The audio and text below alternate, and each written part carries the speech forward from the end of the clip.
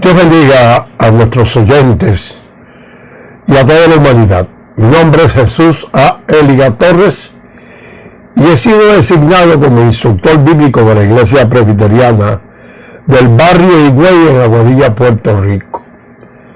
En el día de hoy ofreceremos el foro bíblico que corresponde al 31 de enero de 2021 y el mismo ha sido titulado Crezcamos en la palabra, el amor y el servicio, y está fundamentado en versos de 2 de Timoteo capítulo 3 del 16 al 17 y Efesios capítulo 4 16 al 17. Mi amada esposa Mirna González Matos procederá con la lectura de los mismos. En nombre de Jesús leemos 2 de Timoteo capítulo 3 versículos 16 y 17 y Efesios capítulo 4 versículos 16 y 17. Toda la escritura es inspirada por Dios y útil para enseñar, para redarguir, para corregir, para instruir en justicia, a fin de que el hombre de Dios sea perfecto, enteramente preparado para toda buena obra, de quien todo el cuerpo, bien concertado y unido entre sí por todas las coyunturas que se ayudan mutuamente, según la actividad propia de cada miembro, recibe su crecimiento para ir edificándose en amor. Esto pues digo y requiero en el Señor, que ya no andéis como los otros gentiles, que andéis en la vanidad de su mente. Sea el Señor añadiendo bendición a su palabra. Muy queridos hermanos y otros amigos que ven estos foros, en estos días tan convulsivos en que vivimos, es menester que todos comprendamos que la Iglesia crece mediante la proclamación de la palabra de Dios, la práctica del amor y el servicio a Dios y al prójimo. Es por eso que debemos enfatizar que siguiendo la verdad que nos brindan las Escrituras, podemos superar el infantilismo y la ignorancia espiritual que hace vulnerable al cristiano, especialmente cuando se enfrenta a las barbaries que controlan casi todos los aspectos del mundo moderno. Es por eso que se hace extremadamente necesario que dependamos de la verdad y del amor que dinamiza el crecimiento cristiano. En alguna medida, este ha sido el objetivo principal de todos los foros bíblicos que nuestra congregación ha estado auspiciando durante los pasados meses de la pandemia. Es que todas las lecturas de la lección de hoy son de la autoría del apóstol Pablo, y siendo este su nombre griego, ya que antes se le conoció como Saulo, que era un hebreo de religión judía y oriundo de Tarso de Cilicia, una ciudad situada en el suroeste de la actual Turquía. Vivió en el siglo I después de Cristo, siendo de alguna manera contemporáneo de Jesús de Nazaret, aunque presumiblemente no llegaron a encontrarse en vida. Pablo fue educado como fariseo, por lo que su celo por el judaísmo le llevó a perseguir al naciente grupo de los cristianos, a quienes él consideraba contrarios a la pureza de la religión judía. Y a eso dedicó en alma y vida toda su profesión, hasta que en una ocasión, camino de Damasco, en una misión precisamente de persecución, Jesús resucitado se le reveló y le llamó para seguirle, como antes había hecho con sus propios apóstoles. Saulo respondió a esa llamada, bautizándose y dedicando su vida a la difusión del Evangelio de Jesucristo. Y ese fue uno de los momentos claves de su vida, porque es precisamente entonces cuando empieza a entender lo que es la iglesia como cuerpo de Cristo, y que perseguir a un cristiano era lo mismo que perseguir a Jesús. Podemos decir entonces que Pablo recibió el evangelio a predicar de Jesús en persona. Y el celo de perseguidor que le llevó a ser igualmente celoso en la defensa del evangelio de Jesús. Y su misión principal fue predicar el camino de la salvación, principalmente en territorios gentiles. Los escritos del Nuevo Testamento nos presentan a un Pablo escritor y predicador. Cuando él llegaba a las comunidades, acudía a la sinagoga, que era el lugar de reunión de todos los judíos, y allí predicaba el evangelio de Jesús. Y luego acudía a los gentiles, esto es, a los no judíos que no acudían a la sinagoga. Pero no pudiendo estar presente en todas las comunidades que había evangelizado, Pablo comenzó a comunicarse por cartas que pronto serían recibidas en las iglesias con una particular reverencia. Escribió sus misivas a comunidades enteras y algunas de ellas a personas en particular. El Nuevo Testamento nos ha transmitido 14 de estos documentos. Y los versos que estudiaremos hoy están basados en 2 de sus cartas. Una segunda comunicación a Timoteo y otra a la comunidad de Éfesos. El centro del mensaje predicado por Pablo es la figura de Cristo, desde la perspectiva de su obra en pro de la salvación de la humanidad. Comencemos el análisis de los versos leyendo 2 de Timoteo, capítulo 3, versículos del 16 al 17, y dicen como sigue: Toda la escritura es inspirada por Dios y útil para enseñar, para redarguir, para corregir, para instruir en justicia, a fin de que el hombre de Dios sea perfecto, enteramente preparado para toda buena obra. Cuando el apóstol y nosotros decimos que la Biblia fue inspirada, nos estamos refiriendo a la gran verdad de que Dios influenció divinamente a los autores humanos de las Escrituras, de tal manera que lo que ellos escribieron fue en gran medida, en cierta medida, la misma palabra de Dios. Y es que en el contexto de las Escrituras, la palabra inspiración significa sencillamente exhalada por Dios. La inspiración nos comunica el hecho de que la Biblia es realmente la palabra de Dios y hace que la Biblia sea única entre todos los demás libros que pasan por nuestras manos. Nosotros no podemos negar que hay algunas personas que creen que solo partes de la Biblia fueron inspiradas. Sin embargo, estas opiniones sobre la inspiración se quedan cortas ante lo que la Biblia demuestra por sí misma.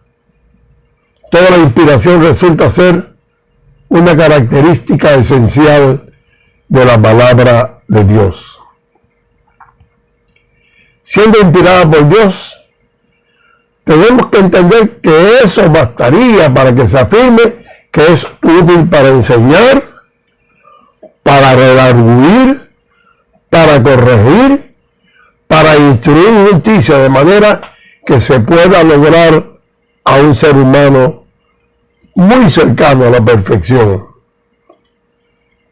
Las Escrituras tienen la autoridad al momento de establecer doctrina, y son más que suficientes para enseñar al hombre cómo guardar una correcta relación con Dios.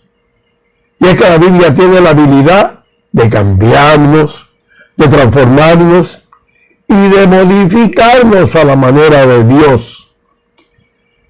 Es por estas cosas que estamos en la obligación de acercarnos a la palabra de Dios con la actitud adecuada y en la confianza de que en ella estaremos encontrando soluciones, aceptación, guía y consuelo para todas las adversidades a las que nos enfrentemos.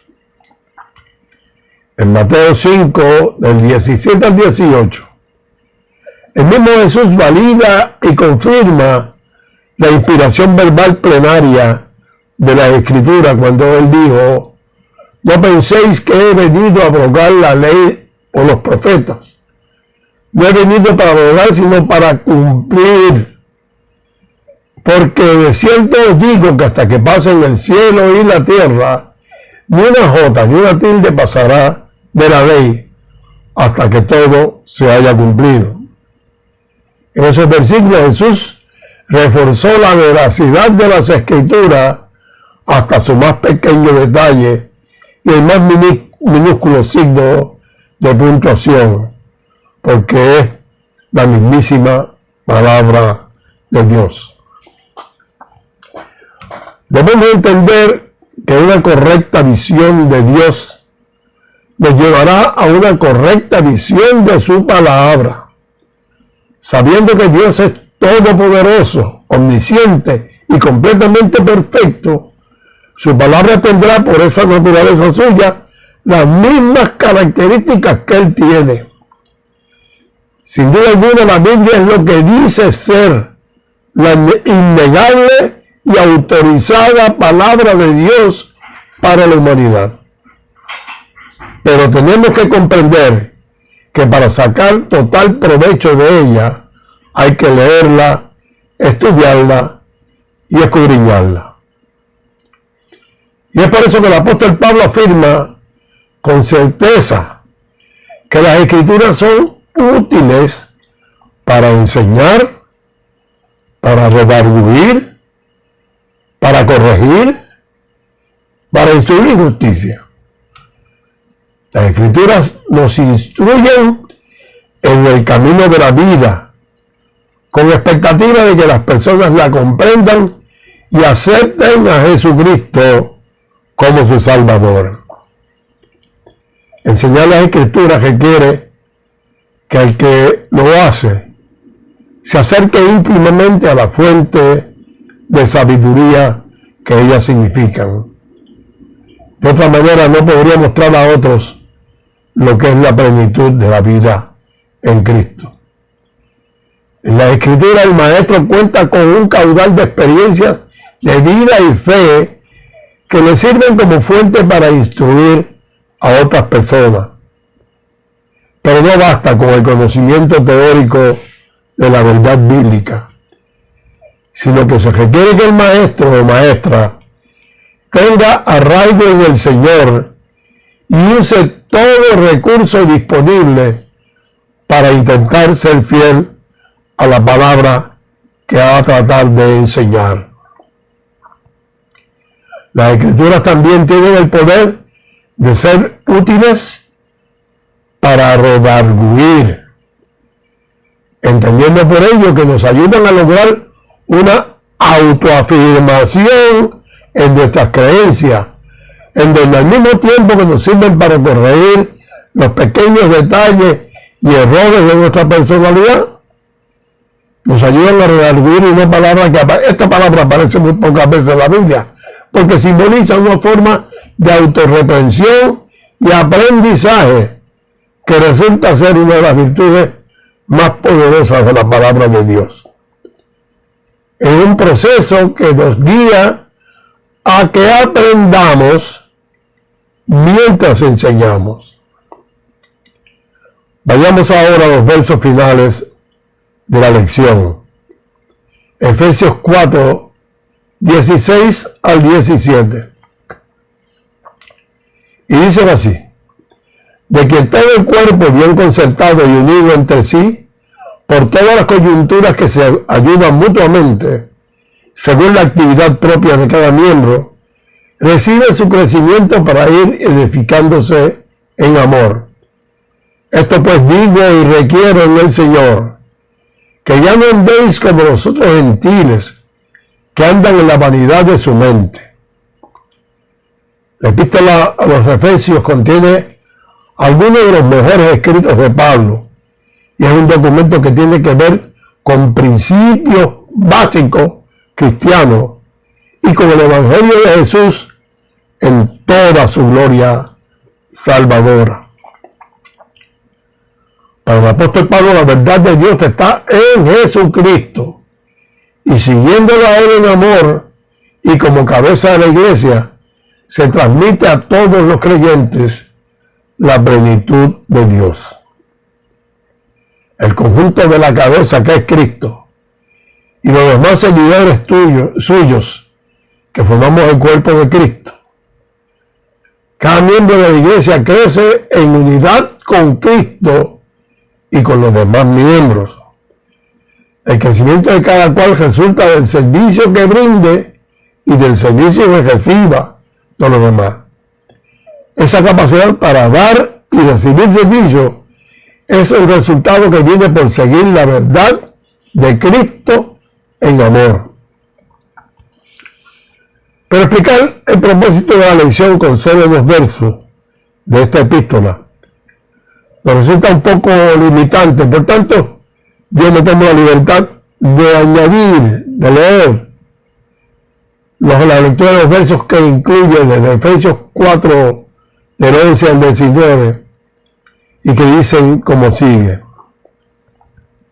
y él mismo constituyó a unos apóstoles, a otros profetas, a otros evangelistas, a otros pastores y maestros, a fin de perfeccionar a los santos para la obra del ministerio, para la edificación del cuerpo de Cristo, hasta que todos lleguemos a la unidad de la fe y del conocimiento del Hijo de Dios, a un varón perfecto, a la medida de la estatura de la plenitud de Cristo, para que ya no seamos niños fluctuantes, llevados por doquiera de todo viento de doctrina, por estratagema de hombres que para engañar emplean con astucia las artimañas del error, sino que siguiendo la verdad en amor, crezcamos en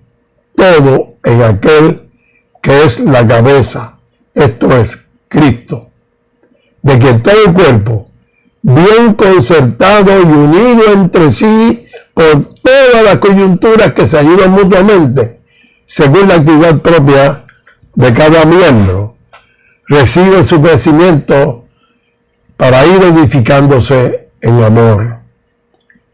Esto pues digo y requiere del Señor, que ya no andéis como los otros gentiles que andan en la vanidad de su mente, teniendo el entendimiento entenebrecido, ajenos de la vida de Dios por la ignorancia que en ellos hay, por la dureza de su corazón, los cuales después que perdieron toda sensibilidad, se entregaron a la lascivia para cometer con avidez toda clase de impureza. La madurez es necesaria para todo en la vida, y estos versos nos llevan a pensar que Dios nos está estimulando para tener una cimentación fuerte hasta que seamos maduros como Cristo y compartamos su perfección. Es en ese particular sentido que Pablo nos indica que es Cristo quien provee a su iglesia del liderazgo necesario y específico para que se desarrolle según la voluntad de Dios. Toda obra de Dios en Cristo Jesús. ninguno de nosotros, nadie tiene mérito alguno para asumir una posición de liderazgo en la iglesia, a no ser que tenga el don necesario que Dios le haya asignado para cumplir en ese particular ministerio.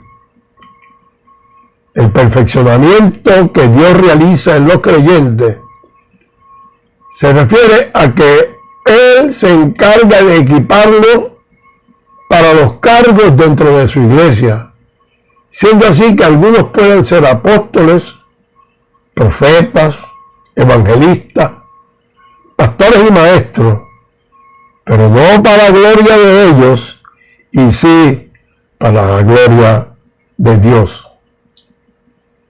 Una señal inmediata de falsedad de cualquiera de los ocupantes de estas posiciones en la iglesia pueden ser requerimientos jactanciosos contrapuestos a solicitudes humildes, como deben ser las del cristiano.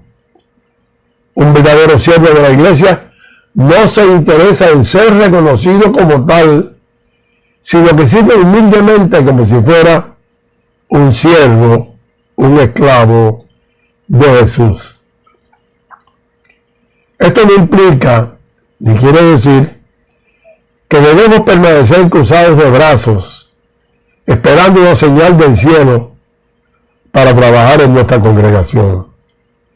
En la iglesia crecemos siguiendo la verdad en amor. Pablo nos dice que la verdad de Dios está en Jesucristo y tenemos que seguirlo a Él en amor, ya que como cabeza de la iglesia, Él habrá de transmitir a todos los creyentes la plenitud de Dios que mora en Él.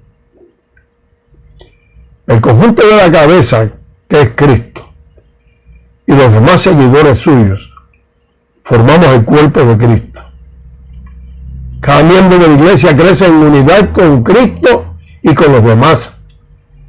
El crecimiento de cada cual resulta del servicio que rinda y reciba de los demás. Esta capacidad para dar y recibir servicio es un resultado que viene por seguir la verdad de Cristo en amor. En la iglesia, cada miembro crece como individuo y promueve el crecimiento de todos los demás. Las personas separadas de Cristo se envuelven en las estratagemas del mundo y pierden el crecimiento humano y por supuesto el crecimiento espiritual. Pero unidas a Cristo, todas las personas crecen mediante el amor y la verdad de Dios, aplicada a todas las relaciones humanas, y así como ya no andaremos como los otros gentiles que andan en la vanidad de su mente. El conocimiento de la palabra de Dios adelanta nuestro crecimiento integral como cristianos y es el antídoto para contrarrestar la influencia de la desintegración del mundo que nos rodea. Sigamos el consejo de Pablo a Timoteo. Persistamos en lo que hemos aprendido y recordemos de quién lo hemos aprendido. Cuando las personas conocen y obedecen la palabra de Dios, renace en ellas un avivamiento en el amor y el servicio que manifiesta la gloria de Dios.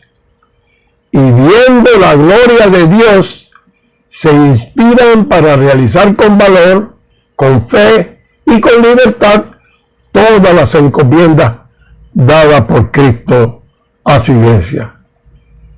Y es en virtud de estas cosas que oramos en este día.